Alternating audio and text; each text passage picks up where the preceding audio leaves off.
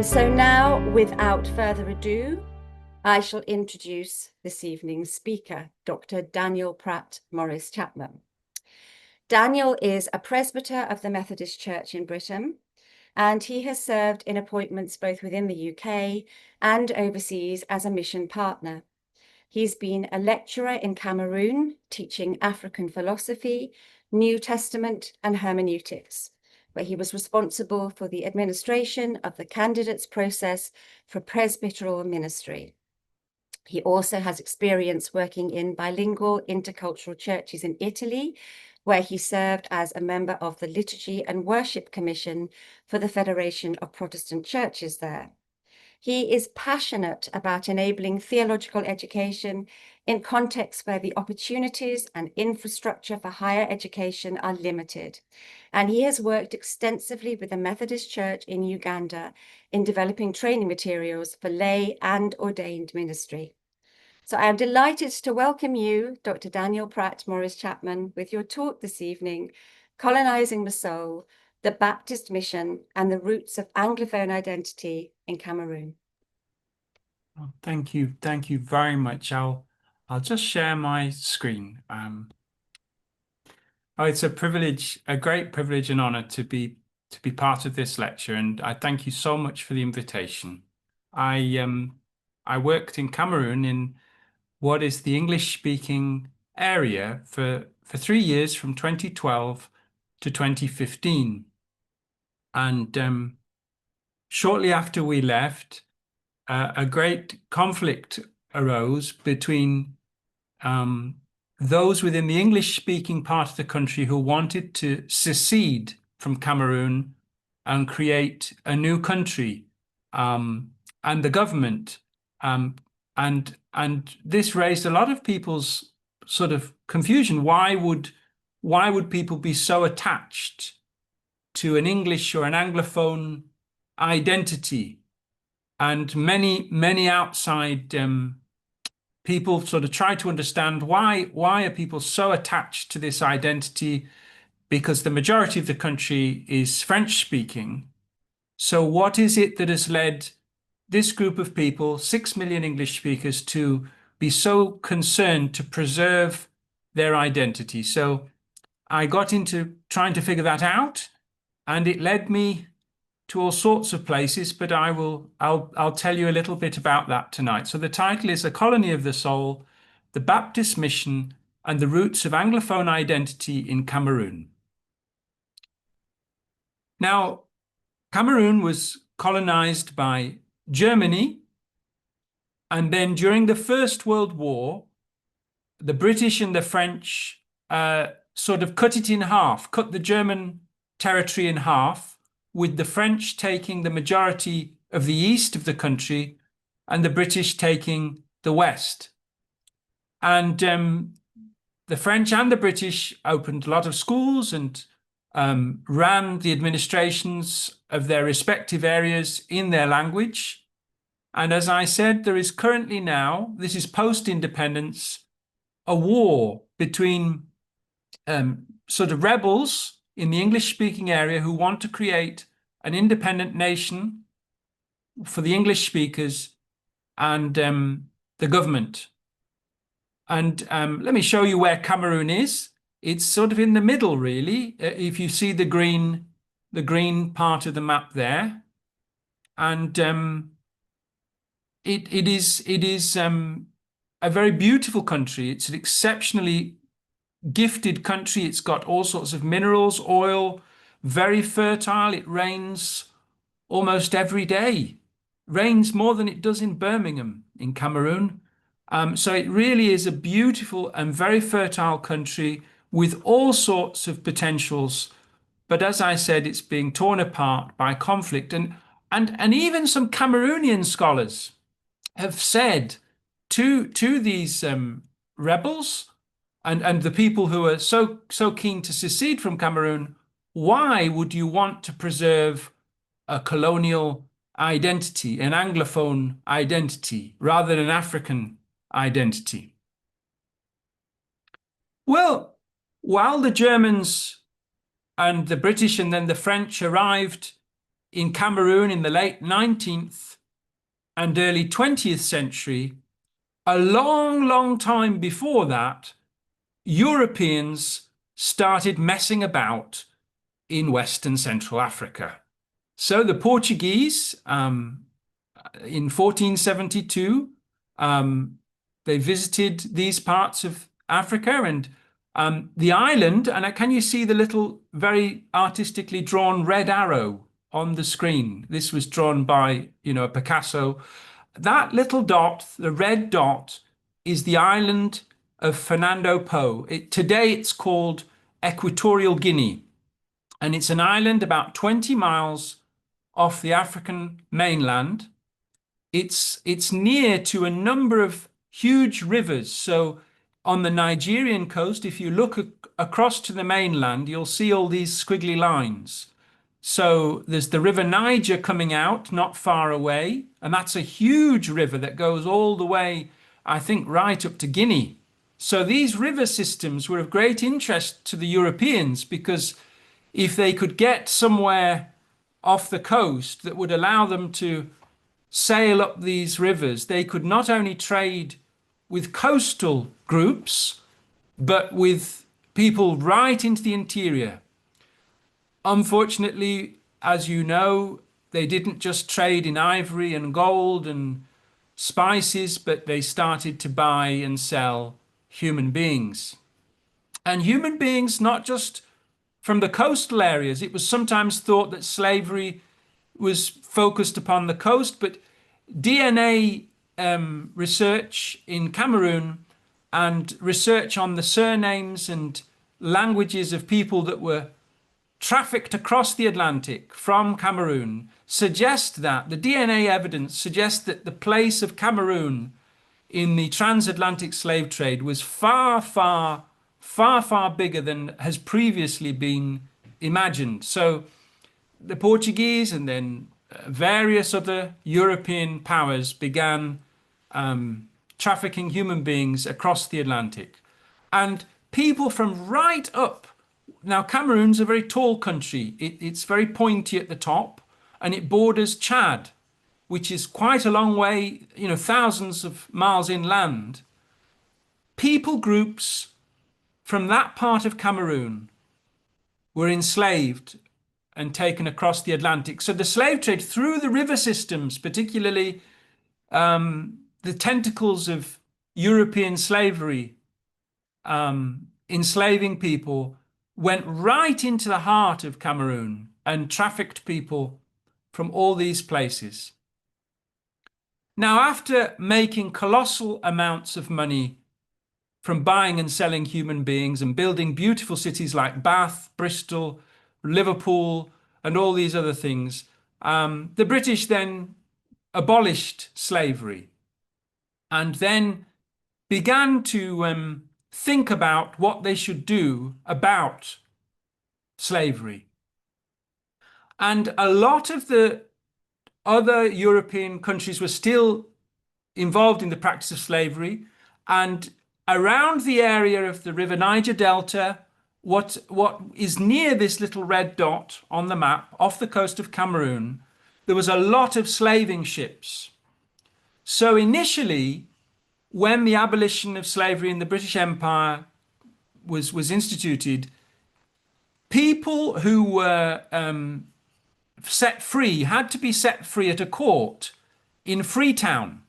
Now, I don't know if you can see my mouse. Can you let me see if I can draw on this?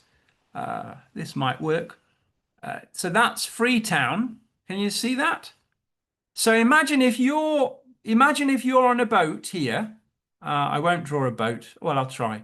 Imagine if you're on a boat here, and the British intercept this boat. Imagine that this boat is a slaving boat of a country that's still doing slavery. And the British have got all sorts of naval vessels in this area because they're interested in trade, and they're interested in controlling this area for reasons of trade. So they have got boats all over here. They've got boats going all the way. These are boats. They've got boats all around this area, patrolling and trading, And they intercept these vessels, and the people on these vessels have to be taken to Sierra Leone before they can be declared officially free. Now, that is further, the distance from here, where this boat is, to here is thousands of miles. It took days and days and days. And of course, the condition of the people who'd been enslaved on these boats, their health was often, in bad shape because they'd been treated so terribly. And so by the time these boats got to Freetown to declare these people free, some of them had died. So a decision was made that the British should set up another court here, and even here, and even perhaps over here. So these were all discussions. And after about 30 years, in 1827, they finally decided to settle on this one, Fernando Po. And they decided that boats intercepted around this very, very busy area would be taken to Fernando Po, where people would be declared free, instead of taking them all the way to Freetown.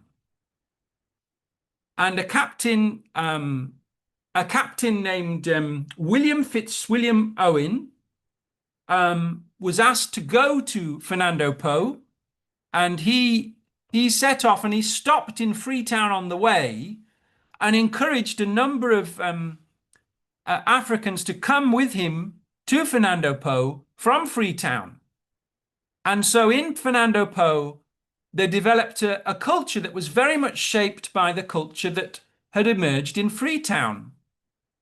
And so as all these people were being intercepted in these slave boats, and they were taken to Fernando Po, where the British established a town, Clarence. And over time, a culture emerged, a kind of English-speaking culture. If anybody's had the privilege of going to Sierra Leone, they'll know that Freetown was also a similar place where people who'd been enslaved were taken and put in Freetown. And then formerly people in the United States during the American War of Independence, those who sided with the British and fought with the British, African Americans, after the war, when the Americans won the war, were taken to Nova Scotia, and then many of them ended up in Freetown. So there was a group of people who were very anglicized. They spoke English. They were interested in kind of more inclined to British culture because of all that had happened to them. So the influence of Sierra Leone and Freetown on this island of Fernando Po emerged. And it was not only about the abolition of slavery, but there was a desire to kind of colonize Africa. So the British talked a lot about abolition, but they actually wanted to set up bases where they could do trade along the African coast and make money in trade. And so Fernando Po was seen as a very strategic place in which to do that. And so while they were talking about the abolition of slavery and how to deal with the slaves who'd been set free, they were also thinking very seriously about these rivers and how they could sail their British boats up these rivers and start trading in palm oil and all these other things.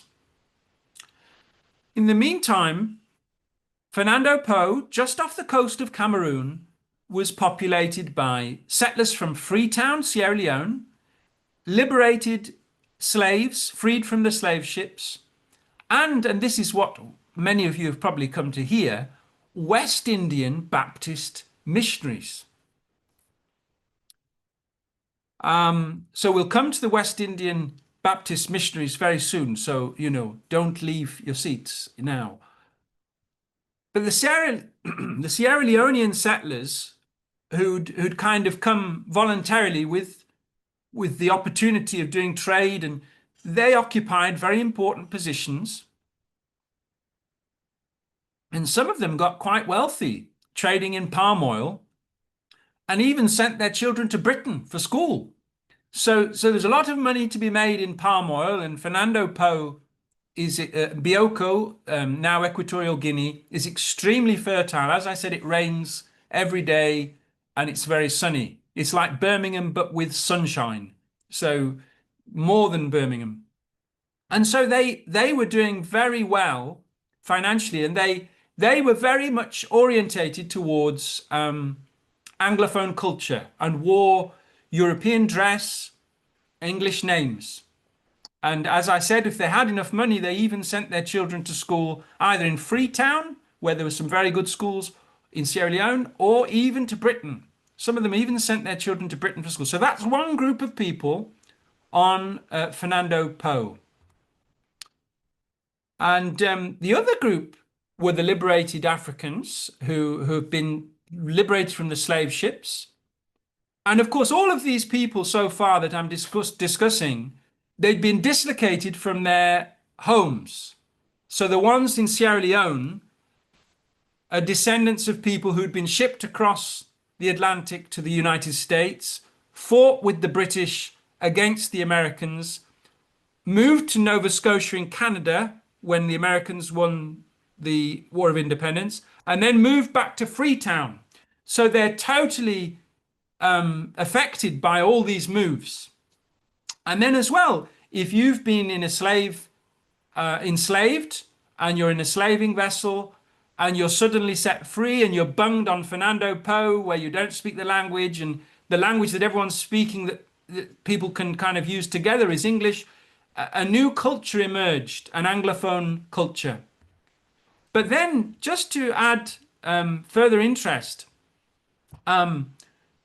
the idea of sending missionaries from the West Indies to Africa was something that was discussed a lot at this time. And one of the things that was in people's minds was that I mean, for example, the Basel mission in Ghana and in Cameroon, I think the first 30 people sent to Cameroon, 24 of them died from Switzerland. So the first groups of missionaries from Europe who went to Ghana or Cameroon, they were decimated by malaria, yellow fever, and so many of them died. In fact, the Methodist missionaries who went to West Africa often packed their belongings in a coffin so that when they got there, if they died, they were already ready to go. So that's how awful it was. And so there was this idea, wrongly, that if they recruited people in places like the West Indies, where the church was more established, and took them as missionaries to Africa, they would not be as vulnerable to malaria, to yellow fever, to other things like that. So there was a great emphasis on this, and the Baptists got in very early on this. So, I'll read this. The Friends of the Society, this is the Baptist Missionary Society, a report from 1841. The Friends of the Society are fully aware of the earnest desire felt and expressed by numbers of our brethren in Jamaica that the gospel should be sent to the land of their fathers. Nor is this all. Many of them, though well aware of the peculiar challenges and dangers attending such an enterprise, have avowed their cheerful willingness to brave those dangers. So the BMS, started recruiting people in Jamaica to go to Fernando Po and to Cameroon.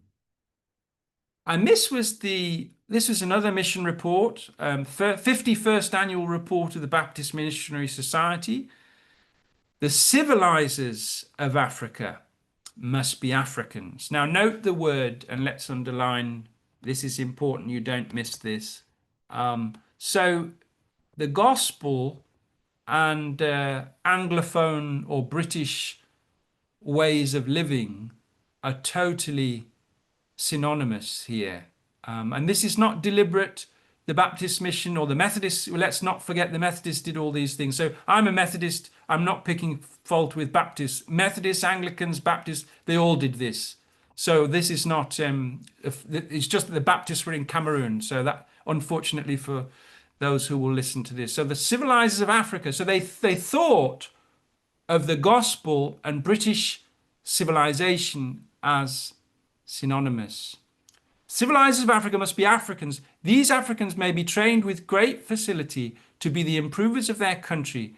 Africa is in so low a state that at first persons of very moderate acquirements will be most in contact with the midst of their countrymen, and a knowledge of the common arts of life and the power of instructing others in reading, writing, and arithmetic seems sufficient for the first pioneers who are thus qualified if they are sincere and zealous Christians.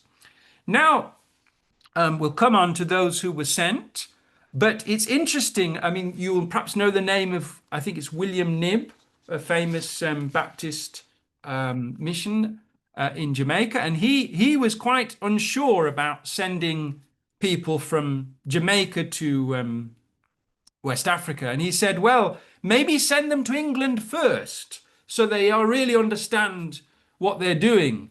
And of course it sounds ridiculous. Send people from the West Indies to Britain to train for ministry in Africa. But of course, if you think that spreading the gospel is synonymous with spreading the civilization of Britain, then sending missionaries to Britain before you send them out makes a lot of sense. And there's some research on the mission from the West Indies, and it's important to give a little bit of background about Jamaica at this point.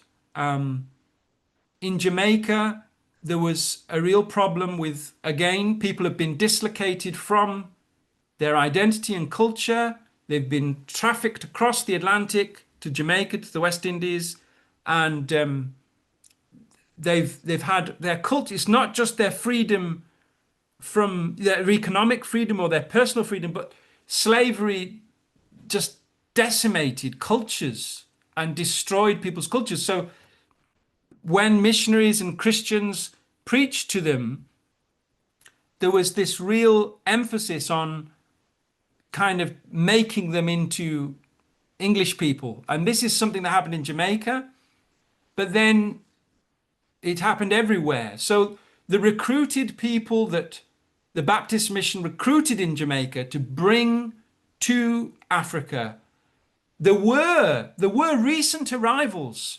So there were people in the congregations, in the Baptist congregations in Jamaica, who had arrived from Africa relatively recently and still spoke the languages that would help when doing mission in Africa.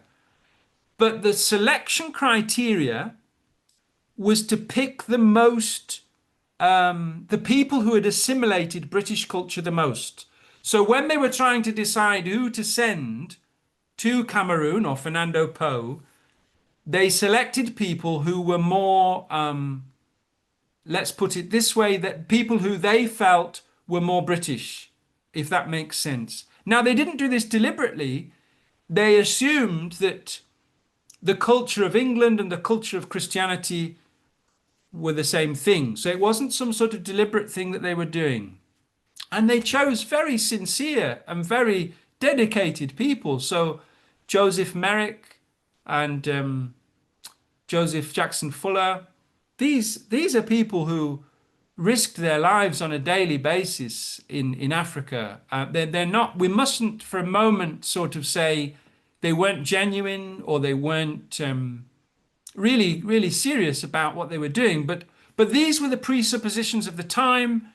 This was the worldview of the dominant imperial power, and they were in the middle of all of this. So I'll read you a quote from a scholar, Everil Bronwyn, who talks about the kinds of approach and attitude that people had when they got to Cameroon. So the BMS, the Baptist Missionary Society, arrived in Fernando Po from the West Indies with a mix of British and West Indian missionaries. And this is what she says. As in Sierra Leone, the missionaries' approach was total cultural conversion. Salvation required a complete change of life. The convert was to become a black Victorian. This approach proved to be as successful in creating new Christian evangelists as it was in Freetown, and education in particular provided the foundation for this change. So what this scholar is saying is that the idea of becoming a Christian was synonymous with becoming, well, a Victorian or assimilating the values and culture of Britain at that time. And so we'll look at Joseph Fuller, just to give you an illustration. This is from his autobiography, which is in the Angus Library, and I was very kindly given a scan of this when I was not even in Britain. So this I read this digitally, and it helped me enormously. So there's a plug for the library. Joseph Fuller. This is when he got to, I think, Fernando Po. After everything was landed, I wanted to go and see what I termed a real savage. I saw a man so hideously dressed, he was naked, but rubbed all over with clay, red clay. So that's what he said when he saw one of the African people when he arrived in Fernando Po.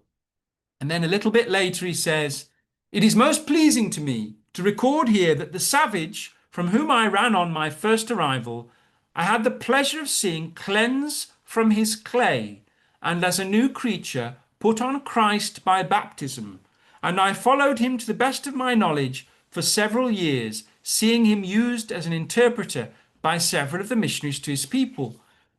So you see in these extracts from Fuller's diary that he saw someone from the indigenous cultural beliefs and attired in the normal way for those people, and he, when they became a Christian and washed the clay off and became a new creature. So there's almost a synonymous kind of thing with losing your culture and becoming a Christian. Let's look at Merrick. And these both, as I said, they're from Jamaica. So Joseph Fuller's from Jamaica, Joseph Merrick's from Jamaica. And Merrick says this, as that this is his first sight of the African continent. So this is when he's on the boat and he's approaching Africa for the first time. On coming on deck this morning, a portion of the African coast appeared. Its lowness reminded me of the spiritual, mental, and moral depression of its inhabitants. An African pilot came on board, accompanied by 2 crewmen and a liberated African, and about 4 o'clock we dropped anchor at Bathurst in the Gambia. So that's his first sight of Africa, and he says he's not even been to Africa yet, right? This is before he's got there. And he's saying about its spiritual, mental, and moral depression. So these are presuppositions or prejudices that have been transplanted into his head, presumably while he was on mission training in Britain, or maybe before.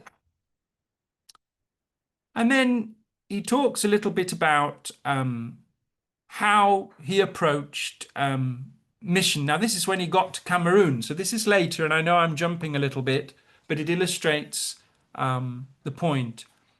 Our usual engagements at this period were on the Sabbath at 6 o'clock to have an English service, the most simple and familiar way sought to lead the benighted heathen from idolatry and superstition to the knowledge of God. So again, you get an idea. Here's another one from Merrick. A little girl about 14 or 15 years of age is, I trust, a child of God. The scripture, which she reads both in Isibu and English, is her delight by night and day, and her deportment is more like that of an experienced Christian than a young convert. Only a few months ago, this person was one of the most ignorant creatures in the whole district, and when in my afternoon walks among the native villages I used to stop at the door of her hut and invite her attention to spiritual things, she invariably manifested so much stupidity and heart-rending indifference. So the learning of English is seen as attaining another level of existence. Now we're going back to my artistic abilities, so you enjoy them. So we're back here now. This is Fernando. Oh, that's not good. I don't know how you undo that. Forget this long line, but this is the island. This is the island, and in 1827, the British built a base there, and they leased it from the Spanish, who had taken it from the Portuguese. But Spain revoked Britain's license on the island, and so all these people that had been deposited on the island under the pretense of British protection were now in a bit of a dangerous situation, vulnerable situation. So Alfred Saker led the move from Fernando Po to the mainland. So this is in about 1858. They finally went, but before that, Merrick had already gone. So there's a gradual moving from the island to the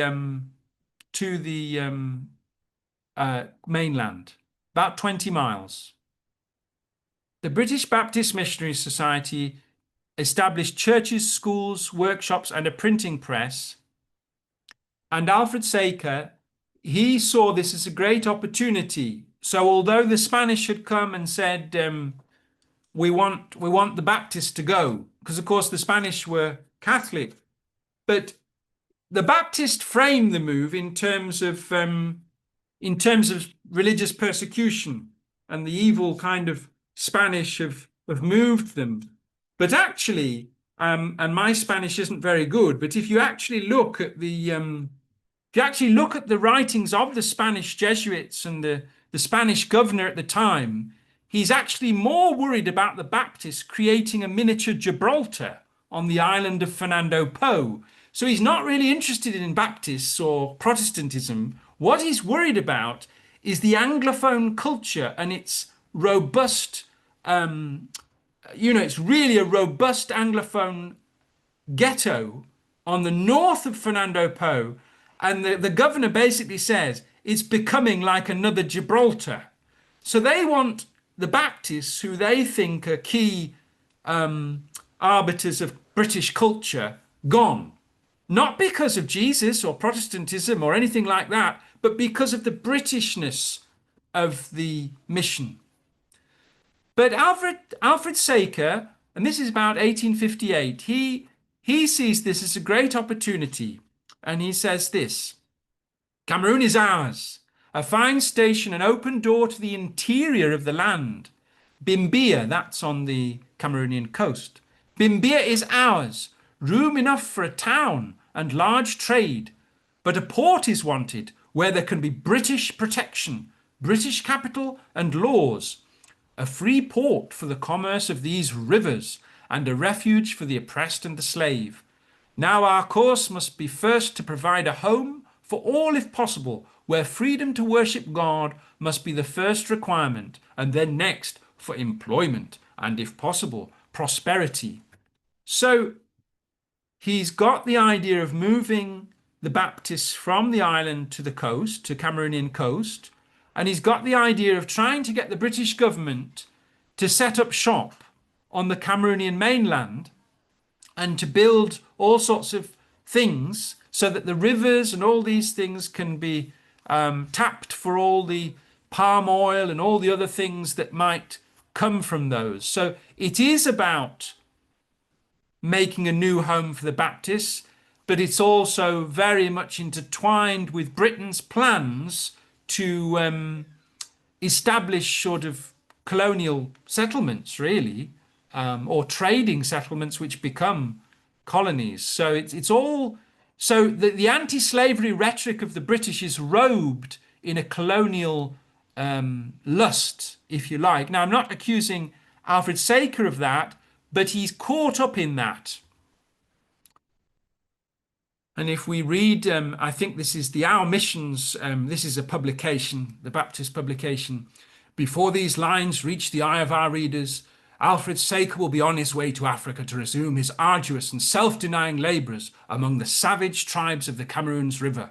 When nearly 20 years ago he began to preach the gospel among them, they were utterly ignorant of the arts of civilized life. They wore no clothing, their houses were built of mud, their customs were cruel, sanguinary, and superstitious. Their language had never been reduced to writing and was entirely unknown to Europeans. They were literally without God and without hope in the world. So you see, this is the narrative that's being peddled, and it's not deliberate. It's this effortless superiority that the British have, that they assume that their way of life, their way of dressing, their way of living is superior. And this saturates what might be called whiteness today. They might call it metaphysical whiteness. This utterly saturates everything, and it's not the fault of Saker, it's the water in which he swims. And so, when people become Christians, they learn to behave like English people. So the little native girl had much to learn, sewing and reading and washing and cooking. The little boys brought drinking water from a spring a quarter of a mile distant. They learned to use tools, to read and write in English, and there's more. But it's all wrapped up together. It's all wrapped up together. And this is what a critic of Alfred Saker says about the influence of English, not only in Cameroon, but all along the coast of West Africa. So Britain is the imperial superpower, and the language of English is the language of trade. So right across the coast, right down from Gambia all the way down, English is really a language for trade, and as this critic of Saker says, the people at the Cameroons are an English-speaking community. Indeed, the English language prevails all along the coast from the Gambia to Cameroons. Nothing but English is taught in schools, and the people prefer the English Bible. So this is before the colonial period of Germany, France, or England. This is before colonialism. English or Anglophone culture is deeply embedded. So now when you get to 1884, Alfred Saker tries to get Britain to recognize Cameroon as a colony, but he doesn't succeed. Germany gets it. And for about 23 years, they are in charge of an area similar to this. It's not quite the same as this, but it's roughly this. Then in 1916, before the end of the war, but at the time that the British and French seized this overseas German territory, Britain took this part of Cameroon and a little bit more, but that's not relevant to our particular discussion. And the east was taken by France. So you see the majority right from Douala to Lake Chad. And this is, as I said earlier, DNA suggests that people from here were enslaved, just so we get the idea. This is 1,000 or more, I don't know, more than 1,000 miles. So people were trafficked all the way from here to the coast. But anyway, this was the scene up until 1960. So the French did their colonialism in the east, and the British colonized the west. And of course, at this point, Anglophone identity, which had already been there for 100 years, was now becoming embedded in schools, in administration, and equally French in the East. So at this point, when Cameroon became independent, the British would not give this part the vote on whether to become independent. So this part of Cameroon was given a vote. You either join Nigeria or you join your French-speaking brothers. Nigeria's over here. And they didn't want to join Nigeria, and they didn't want to join their French-speaking brothers. They wanted to have their own country. But Britain said no. though you will discover oil in a few years and have extremely fertile soil and are as big as Switzerland, you will not be economically viable. So that was all cobblers, but that's what they said. So they had to vote on joining Nigeria or Cameroon in the east, and they voted to join the French-speaking side. So then a country was set up with two federal units. The Anglophone aspect, which had the right to do legal courts, justice, schools, and various other things in the language of English, and the French-speaking part, which was using French. So there were two federated states and a federal government. So each side had its own powers. But in 1972, the dictator, Ahmadou Ahidjo, cancelled it and made it into a unitary French-style centralized republic with everything decided here. So the Anglophones were not happy about this. This is 1972. And in 2016, the government in Yaoundé, let me just draw that again, the government here said they started to do courts in French in the Anglophone regions and send French-speaking teachers to the Anglophone regions. And this is something that they'd been messing about at for decades. And there was a huge protest in which teachers, lawyers, and others went onto the streets and said, we want to be able to do things in the language of English. The government responded brutally and arrested people, turned the internet off for 3 months. And then very shortly after, armed young men and women armed themselves and declared an independent country of Ambazonia. And they engaged in a war with the government. Now, this is not a war among all the people, but it's secessionist rebels fighting against the military, and the military go into villages, they burn them down looking for these rebels. The rebels too have been badly behaved, have kidnapped people to make money, and there's all sorts of chaos now. And a lot of commentators, even Cameroonian commentators, say, well, why are the Anglophones fighting for an English-speaking country? But I think, I don't want to blame the Baptists, but I think if you look at the history and you include the Baptists in that wider history, it does make sense that after decades and decades and centuries of being impacted by all these things, that identity is as solid as it would be in Jamaica or in Freetown. So addressing the problem, well, who am I to say? But I find the readings of Frantz Fanon very interesting here. He's from Martinique, a French philosopher, a French-speaking African philosopher, and he said, this is what he said about assimilation and the damage of colonialism on the psyche, the damage of colonialism on the psychology of a people. He says this, I too am guilty. Unconsciously, I distrust what is black in me, the whole of my being. When I am at home, my mother sings French songs to me.